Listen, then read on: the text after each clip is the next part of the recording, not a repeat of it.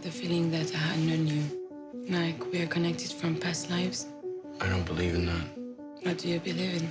I'm a scientist. I believe in proof. Every person on this planet has their own unique pair of eyes. You ever feel like when you met someone, they fill this hole inside of you? Are you okay, man? Yeah, okay. The way you talked was like poetic. To me, the best thing about living like a lab rat is that sometimes you actually discover something. You had a lot of input on your characters. I know that when you signed on... Is that what he told you? He said it was quite a collaborative effort. Oh yeah, is that? When you yeah. signed on the film, the script wasn't really completed yet. What's great about Mike as a writer and as a filmmaker, you usually get one or the other. You usually get a director who's so open that you start to question his vision. You start to question, like, does he have an end game for this? Or you get someone who's so obsessive over the small details that they lose sight of the performance. What's amazing about Mike, and it's amazing because this is his second feature, that he's realized this so early, is that he has a very strong vision of the film, but then he wants his actors to put the work in that he can't put the work in. You know, he wants you to explore, and he's also very amazing at editing ideas. So if we get in a room and we throw out like 10 ideas, you know, very quickly, very decisively, he can take the good ones and discard the bad ones, and that's. And it's fun for us because each take is different. You know, you're not like repeating the same bar beats, like hit here, do this, drink that. It's like just be free and like have the lines, and then also see what you can find. And you know, a lot of the lines that we did together in our scenes together were improvised. Yeah. And they were fun. And, Yeah. you know, it's natural. But he understands where cinema is going, and he understands how to make a film, the nuts and bolts of it. So, you know, not everyone can work that way. Like, you can't work that way if you don't really know how to do it. And he understands how to do it. He understands how to do it with the camera, and he understands on how to not go too far with it. There are a lot of scenes where there's just no dialogue, but there's these really beautiful moments where so much is being communicated. The scene where you both first meet in the lab, and the scene with yourself and Michael Pitt on the subway. So I'm wondering how you approach those moments. It's actually interesting that you asked this because the scene into the subway was actually written. But from the beginning it was like an under text. And it's not often that directors would write dialogues saying, "I want you to think exactly this sentence when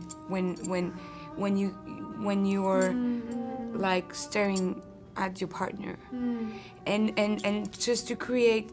Most of the time you do it, like actors. We created in those silence moments. We created dialogues or undertext.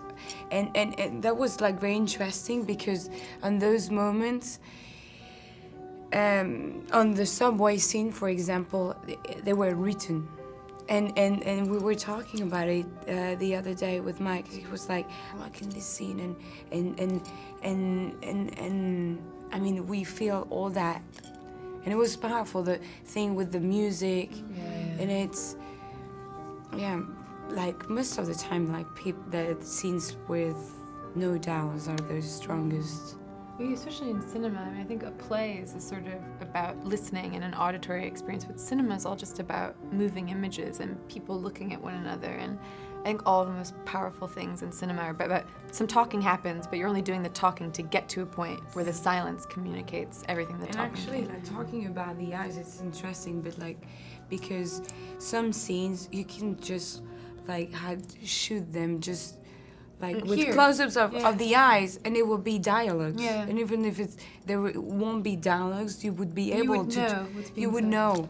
Yeah. And like the scene that we are the three of us, that I discovered Karen and she discovers me in the film. it was like so powerful, and it was like a dialogue, but then it was like such a like an intense and incredible dialogue underneath, just through the eyes, like how we were recognizing each other, how Ian was like staring at us, and how like everybody was staring at, like we were like always. Yes, it's so powerful. Like, and you could have like just shoot the scene just through the eyes, and you would have the same scene, but with no dialogues. It will be that much powerful.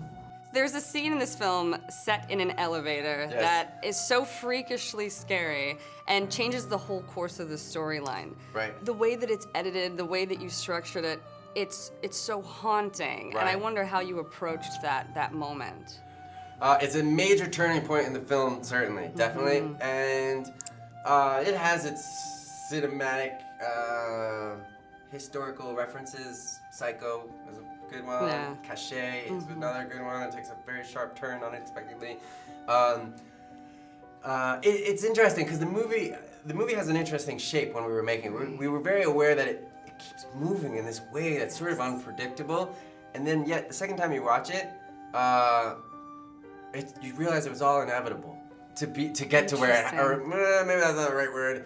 It's all every seed that we lay, we reap. There's nothing that's tangential at all. Even in the moments that feel the most tangential are fundamental by the end. I love this one specific scene where you talk about in your work, the greatest part of it is when you make a scientific discovery and you're the only person that knows about it. So I'm wondering, in your profession, what is the equivalent to that?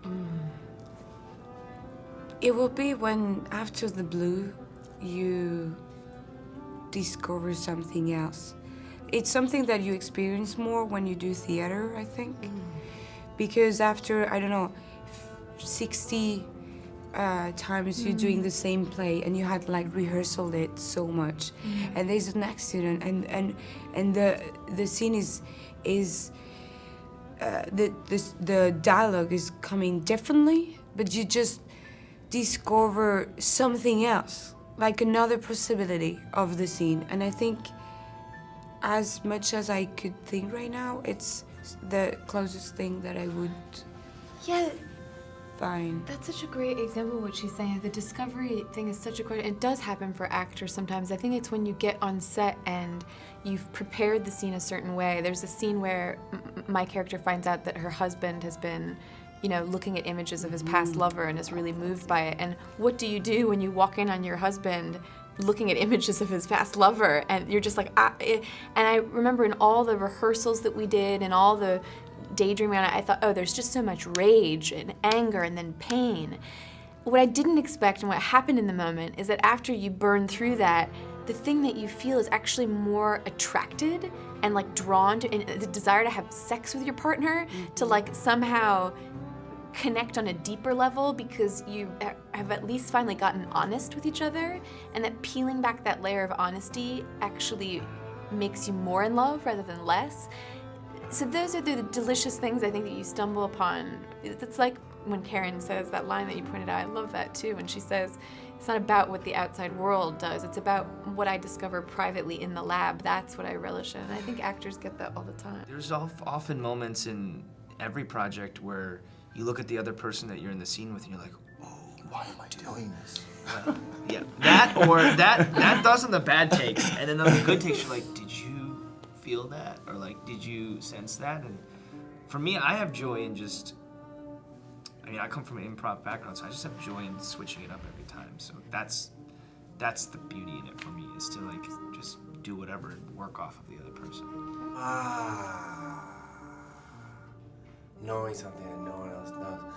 Or that line, my brother is a molecular biologist, and I was asking him, and we hung out in the laboratory, and I'd see all the things that he's doing. I remember saying, I was like, can you tell me emotionally what's going on? Like, what does it feel like to do what you do? And he told me that line. He said, he's like, one day I discovered like the most mundane thing in the world. Like, I discovered how a mouse, like what gene causes mouse to have cowlicks. You're like, it's not gonna have any importance in the history of humanity. But that night while I was lying in bed, it was exhilarating because I was the only person on the planet that knew this was true. And I was like, this has to go into the movie because it captures like a sensibility of being a scientist and discovering. And I don't know if there's an equivalent for me in filmmaking, but that thing that scientists do is something I admire so much, which is like, this is the sum total of human knowledge, right? Every day it gets bigger, it expands. Just like the universe, it expands and expands. And also like the universe, I think it'll expand infinitely because of scientists, engineers, biologists, astronomers, you know. All these people they're like the force with which we learn more. And so for me as a filmmaker, I admire that so much because I want to play right in the terrain of new discovery. What if I bring you something that'll take your breath away? Check this out. There's a girl born in India with Sophie's exact iris pattern. Impossible. Maybe the eye really is some kind of window to the soul. You should go to India. I'm looking for someone. All I have is a picture of their eyes. Could you help me find her? What would you do if something spiritual disproved your scientific beliefs? Most people's doors are completely closed. What's behind the door? Love and anger and fear and joy and sadness. All at once.